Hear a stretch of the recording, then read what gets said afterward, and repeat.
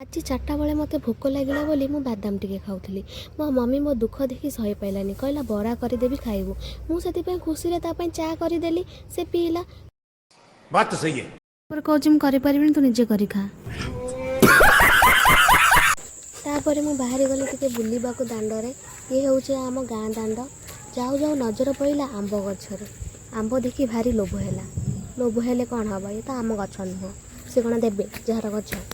ତାପରେ ମୁଁ ଯାଇଥିଲି ମୋ ଜେଜେମାଙ୍କ ପାଖକୁ ଗପସପ ହେବାକୁ, ହେଲେ ଦେଖିଲା ବେଳକୁ ତାଙ୍କର ଝଗଡ଼ା ଚାଲିଛି। ତାପରେ ବେଶୀ ଝଗଡ଼ା ଦେଖିଦେଇକି ମୋ ମୁଣ୍ଡ ଖରାପ ହେଇଗଲା। ତାପରେ ବାପାଙ୍କ ସାଙ୍ଗରେ ମାର୍କେଟ ବୁଲିବାକୁ ପଳେଇଲି। ମାର୍କେଟରେ ପହଞ୍ଚୁ ପହଞ୍ଚୁ ଭୋକ କଲା ତ କ'ଣ ଖାଇବି, ଗୁପଚୁପ୍ ଟିକେ ଖାଇଦେଲି। ସେତିକିରେ ଶାନ୍ତି ହେଲାନି ମନ। ତାପରେ ଟିକେ ଯାଇକି ଲସି ପିଇଦେଲି। ତାପରେ ଲସି ପିଇ ସାରିଲା ପରେ ଯାଇକିନା ଟିକେ ମାର୍କେଟରେ ବୁଲାବୁଲି କରିକି ସଉଦା କିଣିଦେଲୁ। ତାପରେ ଆମେ ପଳେଇଲୁ ମେନ୍ ଜିନିଷ କିଣିବାକୁ, ସେଇଟା ହେଉଛି ଶୁଖୁଆ।